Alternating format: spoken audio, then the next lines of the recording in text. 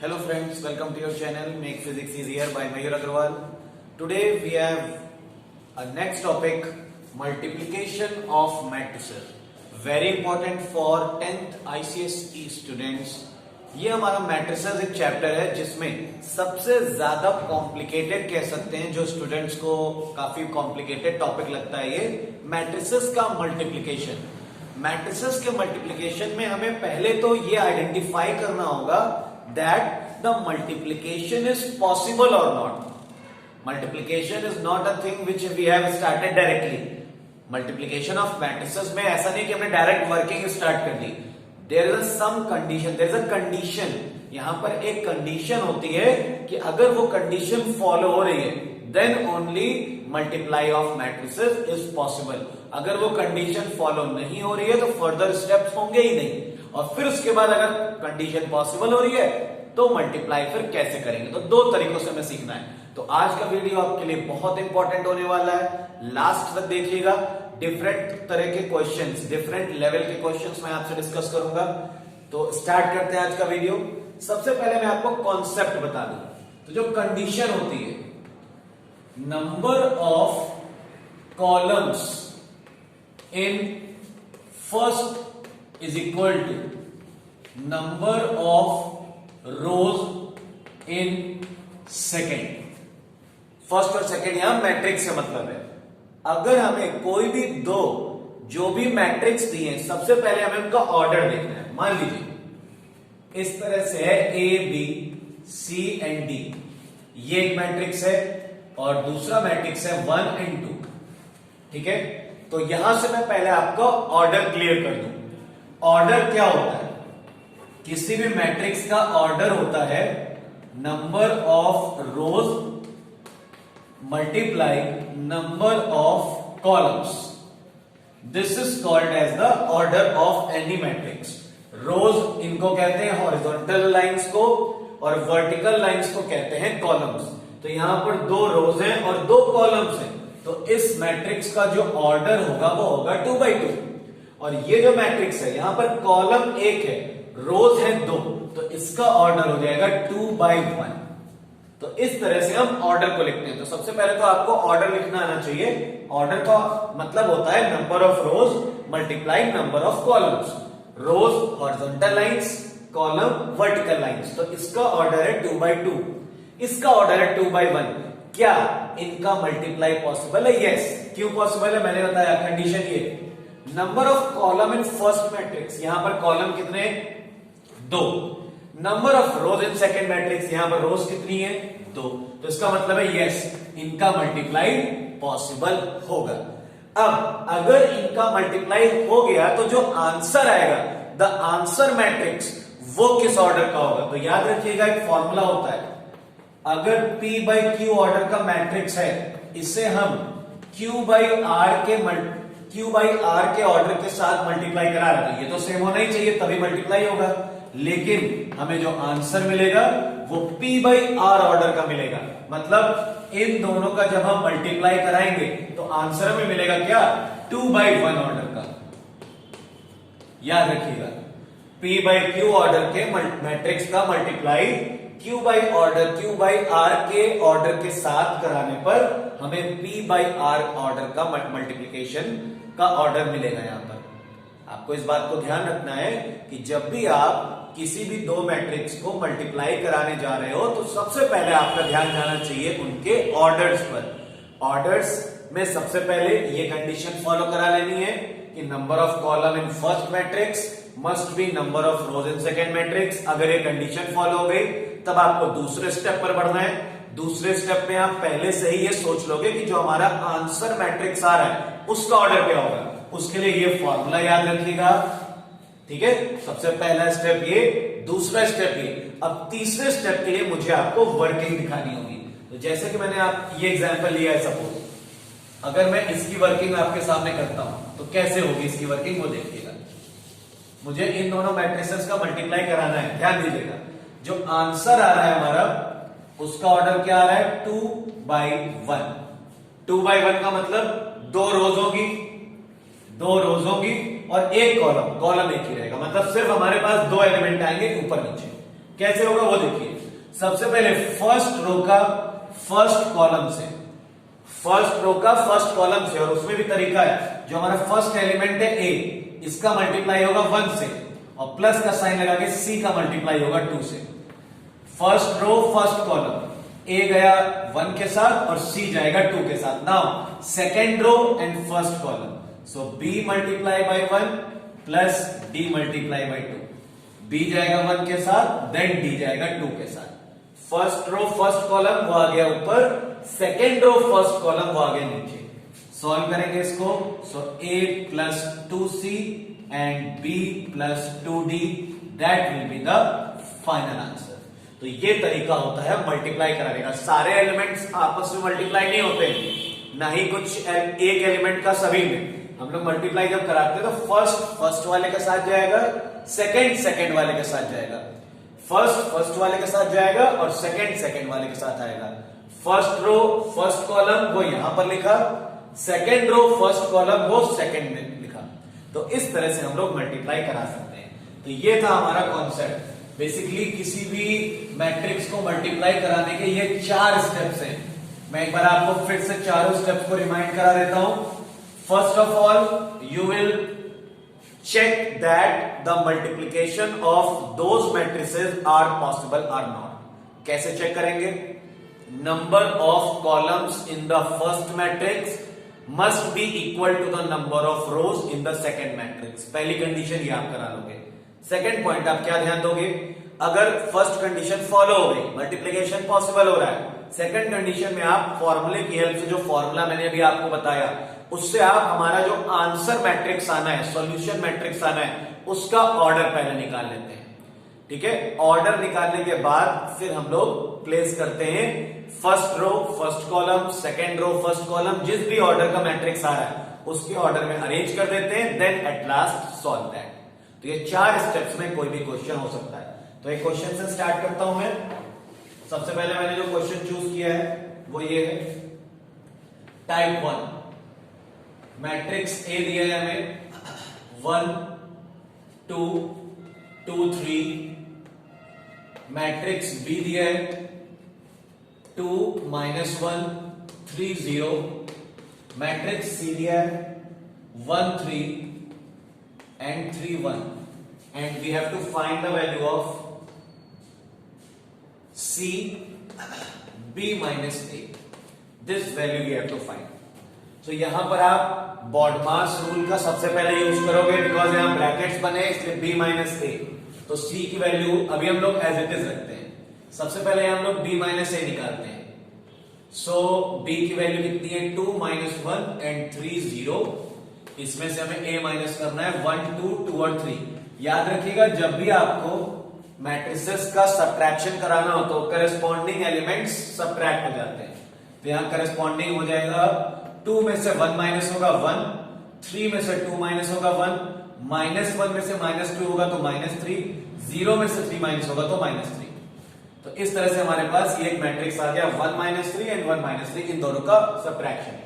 After that सी की value रखी है 1 3 3 1, यहां हो गया 1 -3 1 -3। अब देखिए बेटा, जो हमारे पास पहला है वो है, ये मैट्रिक्स जो है ये 2x2 ऑर्डर का है, और इसके बाद भी 2x2 ऑर्डर का है। तो जब दोनों के ही ऑर्डर सेम हो तब तो कोई घबराने की बात ही नहीं, तब तो हमारा आंसर भी इसी का आएगा, 2x2 ऑर्डर का, और मल्टीप्लाई भी पॉसिबल है। अगर दोनों मैट्रिक्स नेचर वाइज बिल्कुल एक तरह है तब तो आपको कुछ सोचना ही नहीं है, उनका मल्टीप्लाई पॉसिबल भी होगा और वो भी उसी ऑर्डर का आएगा जिसमें वो दोनों खुद है। मतलब है हमारे पास 4 एलिमेंट्स आएंगे, 4 एलिमेंट्स इधर इधर होंगे, इस तरह से होंगे, और वो कैसे आएंगे वो देखिए। फर्स्ट रो फर्स्ट कॉलम, तो 1 का मल्टीप्लाई 1 से और 3 का मल्टीप्लाई -3 से, वो यहां पर लिखेंगे आप। फर्स्ट रो का सेकेंड कॉलम से 1 का मल्टीप्लाई 1 से और 3 का मल्टीप्लाई -3 से। Then second row first column, 3 का मल्टीप्लाई 1 से प्लस 1 का मल्टीप्लाई -3 से। सेकेंड रो सेकेंड कॉलम, 3 का मल्टीप्लाई 1 से प्लस 1 का मल्टीप्लाई -3 से। सॉल्व करा लीजिए बस एट लास्ट। 1 1 जा 1 एंड 3 3 जा 9, 1 -9 यहां आ गया -8, 1 1 जा 1, 3 3 जा 9 माइनस में, सो 1 -9 अगेन -8, 3 1 जा 3, 1 3 जा -3, so 3 -3 the answer will be 0, 3 1 जा 3, 3 1 जा 3, ये माइनस का आएगा, ये पॉजिटिव आएगा, सो ये 0।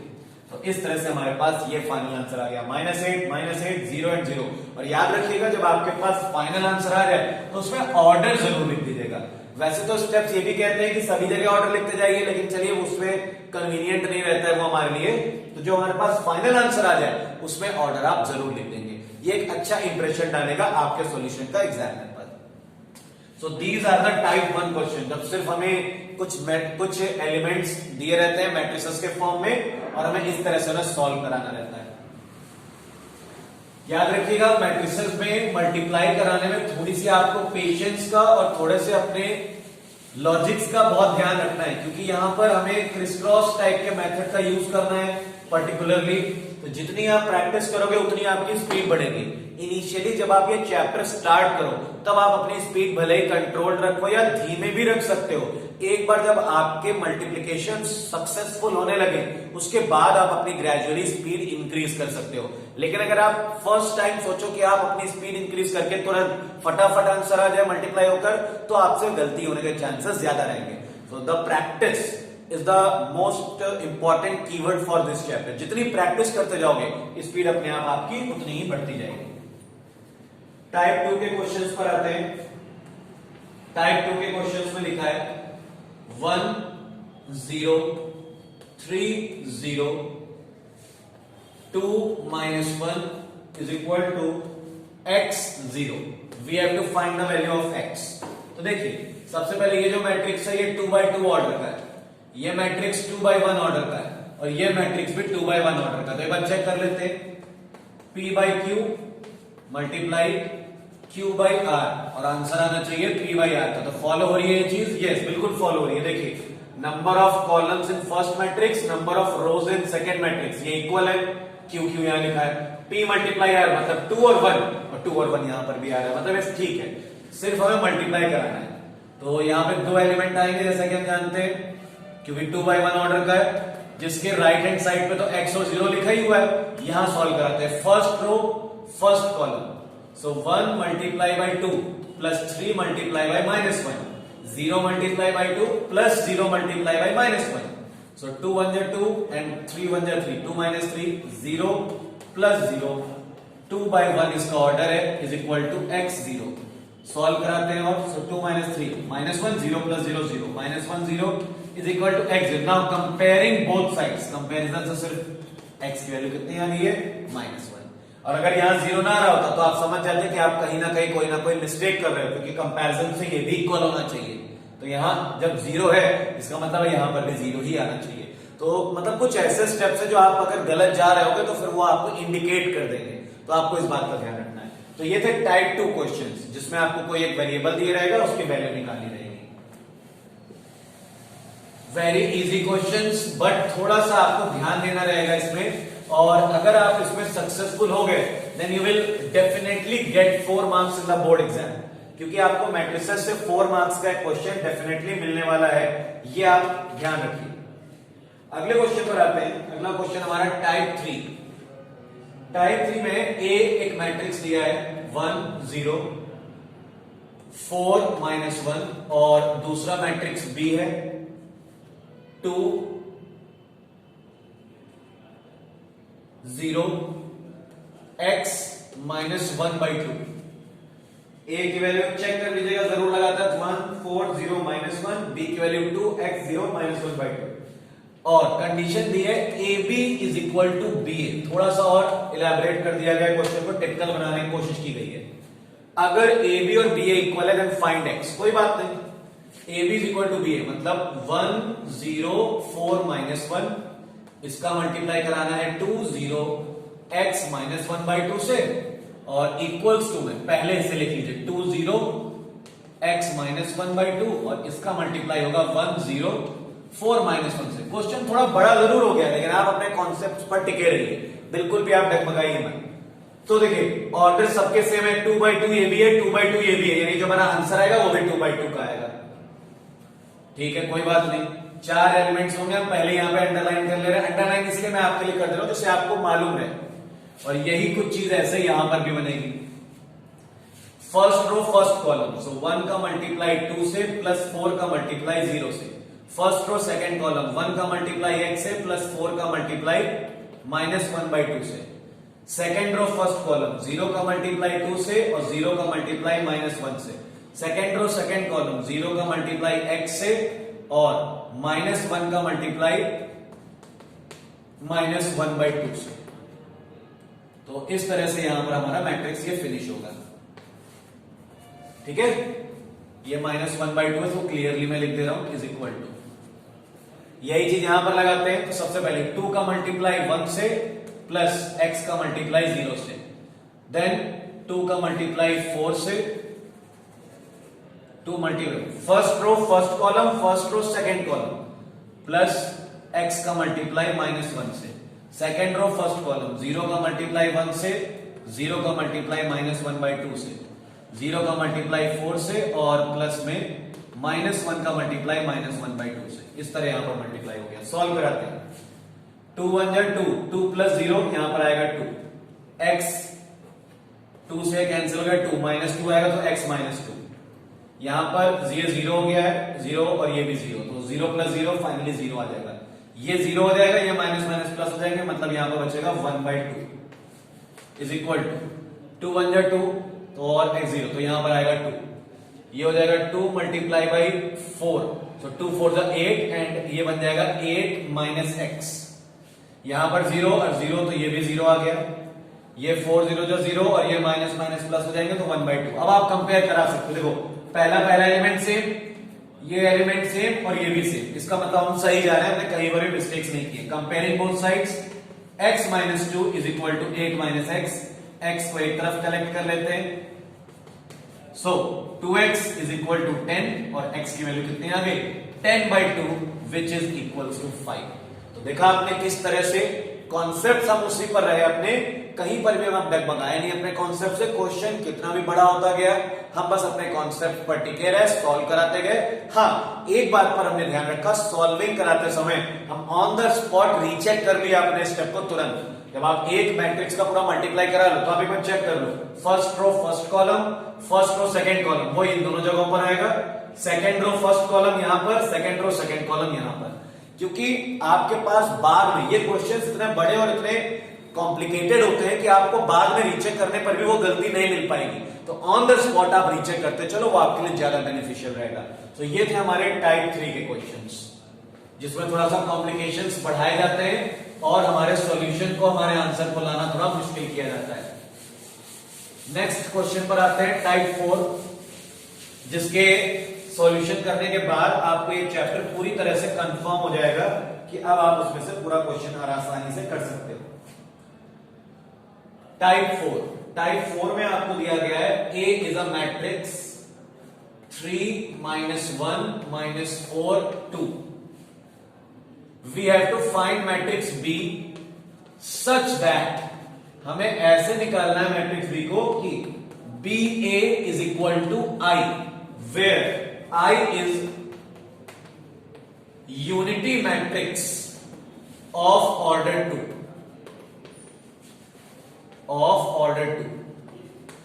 देखिए अब इस क्वेश्चन को किस तरह से हम सॉल्व कर सकते हैं। I एक यूनिटी मैट्रिक्स होता है, तो सबसे पहले कंडीशन है BA is equal to I। B के बारे में हम नहीं जानते, A 3 - 1 - 4 2 और I जो है वो ऑर्डर 2 का, मतलब 1 0 0 1। तो देखिए 2/2 का हमारा A मैट्रिक्स है और 2/2 का A B का ऑर्डर लेट कर लेते हैं P/Q, तो P/Q ये है, इसका 2/2 है और आंसर भी 2/2 का आ रहा है। सबसे पहली चीज तो कंडीशन क्या है, क्योंकि यहां मल्टीप्लाई पॉसिबल है, इसका मतलब number of columns in first matrix should equal to the number of rows in second matrix, तो Q की वैल्यू 2 होनी चाहिए। और हम जानते हैं इन दोनों का मल्टीप्लाई इन दोनों से कराने पर यहां पर हमें P मिलता है, तो इसका मतलब P भी 2 होगा और Q की वैल्यू भी 2 होगी। इसका मतलब ओवरऑल हम कह सकते हैं B का जो ऑर्डर होगा वो कितना होगा 2/2। तो सबसे पहले कि जैसे मैंने बताया था काम, वैसे तो हमें क्लियरली दिख रहा है क्वेश्चन में डायरेक्टली कि हम जिस नंबर से मल्टीप्लाई करा रहे हैं वो 2/2 का है और रिजल्ट भी 2/2 का मिल रहा है। इसका मतलब क्लियर है कि हमारा फर्स्ट मैट्रिक्स 2/2 का रहेगा, लेकिन फिर भी आप एक बार कंफर्म करा लोगे। तो पहले तो ये स्टेप्स होंगे ऑर्डर निकालने के लिए, तो B का ऑर्डर आएगा 2/2। जब B का ऑर्डर 2/2 आ रहा है उसका मतलब क्लियर है, हमें 4 एलिमेंट्स कंसीडर करने होंगे। 2x2 ऑर्डर का मतलब हो गया A, B, C and D। ये लेट कर लिया। A की वैल्यू है 3, -1, -4, 2 और I की वैल्यू है 1, 0, 0, 1। सॉल्व कराते हैं फर्स्ट रो फर्स्ट कॉलम।